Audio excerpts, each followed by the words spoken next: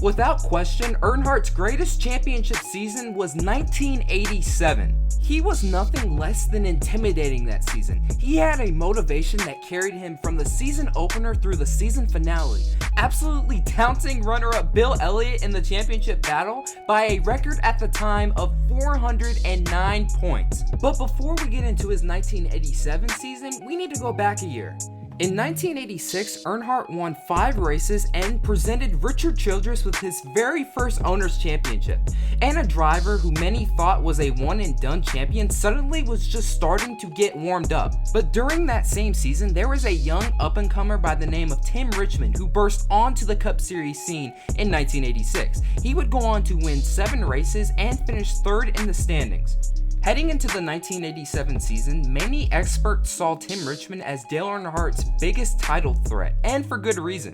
However, during the offseason, it was being reported that Tim Richmond fell ill after the 1986 NASCAR banquet, and it was being reported that he had a condition reported as double pneumonia. Today, we all know that it was actually AIDS, but this is what was being reported at the time. So with Tim Richmond completely out of the championship picture in 1987, it was Dale Earnhardt's title to lose. No one stood a chance against him and his team in 1987. I'm just gonna put it like this. In 28 of the 29 Cup Series starts that season, Dale Earnhardt had the points lead. Talk about dominance. Over $1.7 million last year en route to the Winston Cup title. This is a good start for him in 87. This possible win here, just a few laps to go. Winning here at the Rock. White flag. Last time by for Dale Earnhardt. He is now 10.5 seconds up on Ricky Rudd. And from this point forward, basically, Earnhardt could pretty well coast home, and Rudd couldn't touch him. There's that Hill and Allison battle. But Dale Earnhardt has had things his all day today. It's been a fine run for the driver from Kannapolis, North Carolina. And after Bill Elliott wins at Daytona, Dale Earnhardt wins the Goodwrench 500, accepting the checkered flag from Harold Kinder. And there is celebration down in the Dale Earnhardt pit area. Well, Dale Earnhardt takes victory here in Rockingham. His crew goes nuts. These guys had about worn out their shoe leather in the last few laps. They've been walking all over the pit road, just trying to contain themselves. Earnhardt has done it. The crew is delighted. They were a big part of his victory. Down for the final laps. A couple to go for Earnhardt. On his way. This will sprint him up in those point standings in front of Elliott by a pretty good margin. White flag is out on Earnhardt, on Bodine, on Wallace, Elliott, Labonte coming across the stripe. Final lap for Dale Earnhardt, and right where he met disaster, waving in his last lap. Crash up in turn 3. A crash in 3, getting through it. There's Schrader in the wall, needling his way through. Comes Dale Earnhardt. He's going to win it after a car crashes. 2 of them have crashed in turn number 3, and he picked the right spot to move through and take it home. Well, Ken Schrader in the Junie Donlevy car out of Richmond, Virginia, has a last lap scrimmage with the wall, and he comes out short. There's first and second place coming across. Number 3 wins it.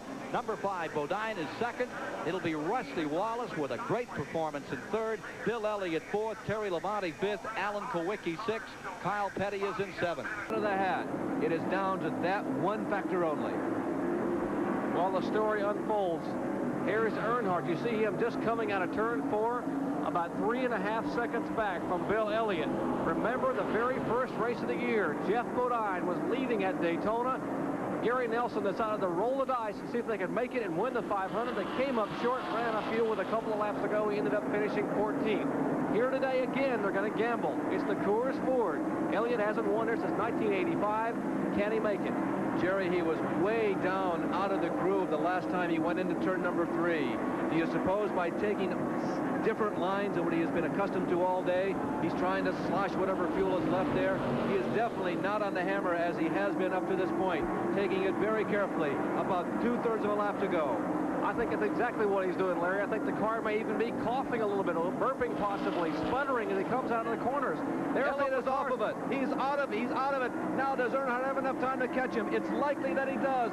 Elliott is practically coasting through 3 and 4. Here comes Dale Earnhardt, definitely at a much higher speed. Dale Earnhardt goes around the out-of-fuel Bill Elliott, and Dale Earnhardt is going to win the Trans-South 500, his second win of 1987. Oh, my goodness. Can you believe it? A half a lap about 3/4 of a mile, and Bill Elliott would have gotten the checkered flag. The white flag is displayed by Harold Kinder, the NASCAR starter. Dale Earnhardt is on his last lap. This will be his 24th career win, his 4th win of 1987 out of 6 races. The only other 2 winners, Ricky Rudd, and of course the winner of the Daytona 500, Bill Elliott. Dale Earnhardt wins the first Union 400 at North Wilkesboro. The battle for 3rd place goes to Neil Bonnet, although Alan Kulwicki was right on his back bumper. It is Kyle Petty in 2nd, Neil Bonnet 3rd, and Alan Kulwicki finishing 4th. Those 4 cars, the only on the lead lap. No, but he can't get up enough steam to get around. This time around, the white flag will be displayed, and there will be 1 more lap to go on this .533 high bank half mile. The white flag comes out. Dale Earnhardt is about to win his 5th race of the year in 7 attempts. Richard Petty, that far behind, is going to come up short, though. Here comes Dale Earnhardt off of turn number 4, and the checkered flag drops. Dale wins another. His 25th career win and his 5th win of 1987. He has only lost 2 races this year. Bob, there have been years when Bill Elliott was dominant on the super speedways and appeared to be unbeatable. There have been years when Darrell Waltrip had good seasons, and he was particularly strong in the short tracks. But as you went from short track to super speedway, there was always that hope, well, we'll get a new winner this week because we're going to one of those tracks that the guy who's dominating the season isn't strong on. The problem with Earnhardt, and this has never been done before in the contemporary history of Winston Cup racing, he is strong every single racetrack. Flat, banked, short, paved. He probably would be winning them if they were running them on dirt. There's Earnhardt going by the 5th place car at Labonte. Labonte giving him plenty of room. Laps now winding down. Just a few laps to go as we come down, and the crowd waving to Dale Earnhardt. And white flag from Harold Kinder. 1 more time, and Earnhardt will set a record. 4 consecutive wins. 6 wins in the first 8 starts. Just a remarkable show. You know, everybody's going to say, well, sure, Bodine had it won and he spun out and Earnhardt takes the victory. But Dale Earnhardt was there in a position to inherit the lead if something happened to the other guy. It did. And here comes Dale Earnhardt off turn 4. Checkered flag for the victory here in Martinsville on the Sovereign Bank 500. Rusty Wallace will finish 2nd ahead of Jeff Bodine, who is a car length and a half back in 3rd. And the best career finish for Phil Parsons, car 55, finishing in 4th. And there, Rusty Wallace pulls up alongside Earnhardt for the congratulatory wave. Loose down the grass. Going on the grass might have helped him, done it? Yeah, well, I tell you, really, Elliott had to back off because he didn't know which way Earnhardt was going to go coming out of the grass. Now comes the action right now.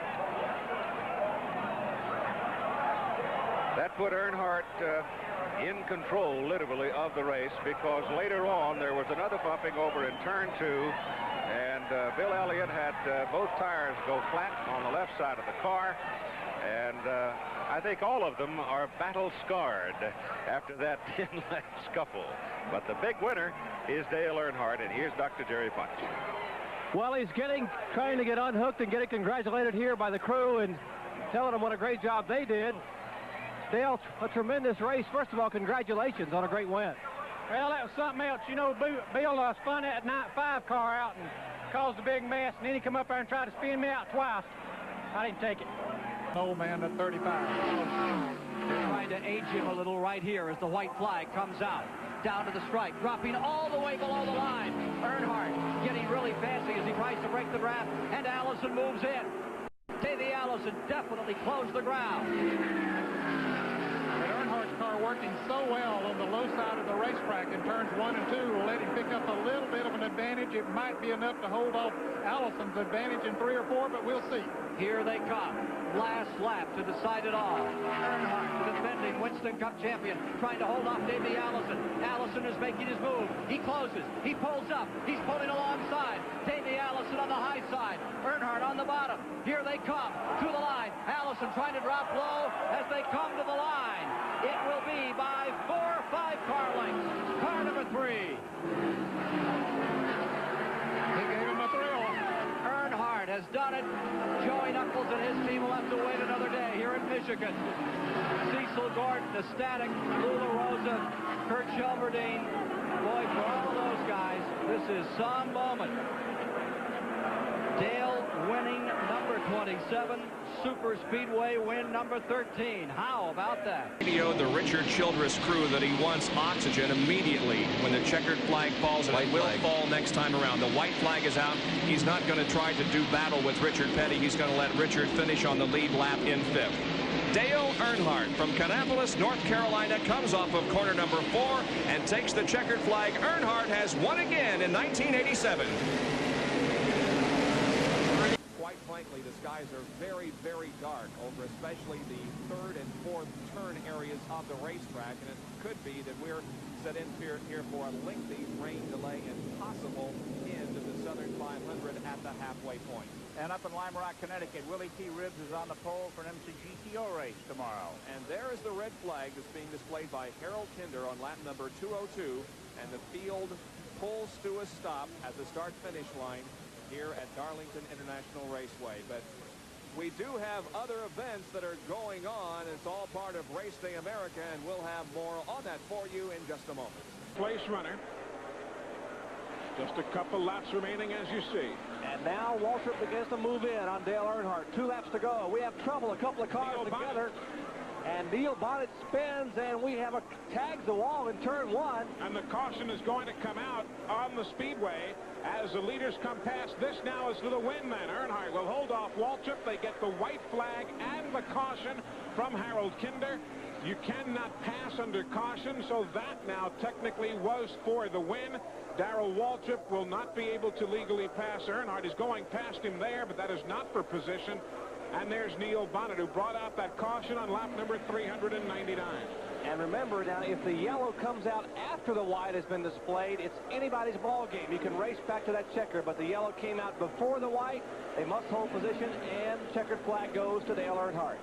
The victory is the 11th of the year for Dale Earnhardt in 22 races. He is batting .500, regardless of the sport.